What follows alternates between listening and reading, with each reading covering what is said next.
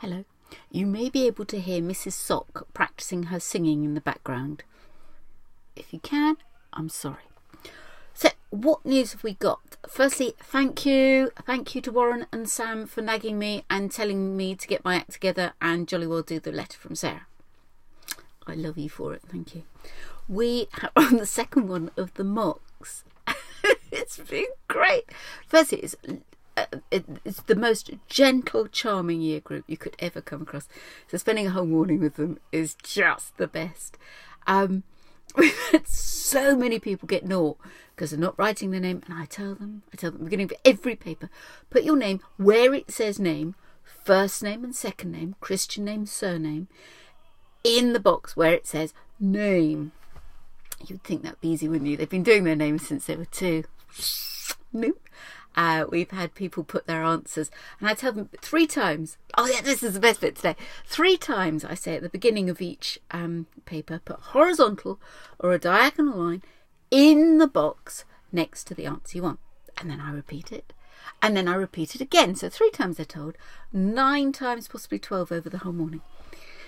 And anyway, normally you get some, they just write their answer somewhere else, or they put a vertical line, and I show them what horizontal is.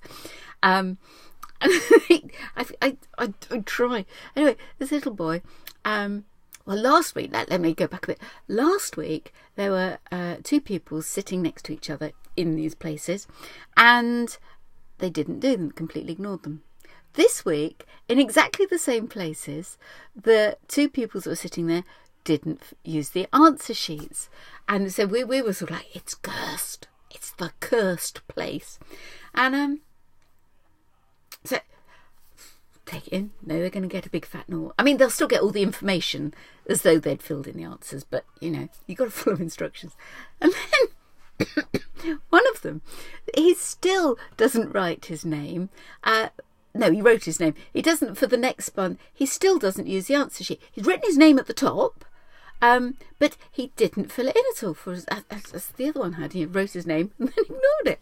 So anyway, second child wrote his name, ignored it again, put it aside, left it there, and then halfway through leant over in a very sort of concerned and conspiratorial way to the person sitting over here and said, "You don't write on that. You're meant to leave it alone."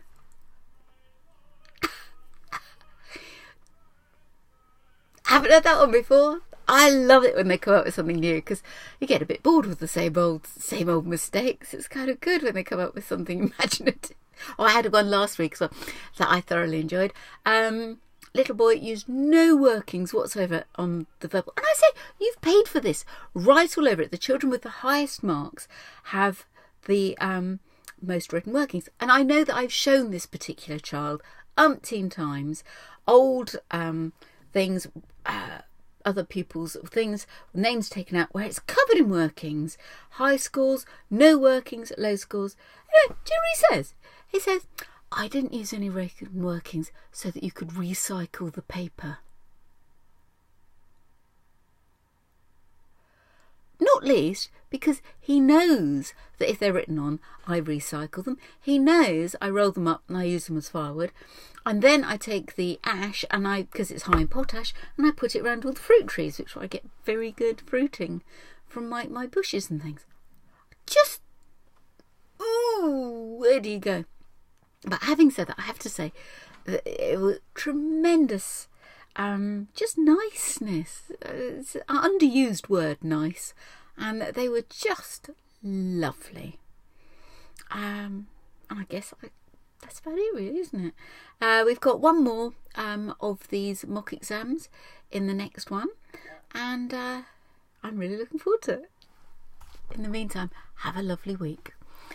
And again, Warren and Sam, thank you very much. Bye.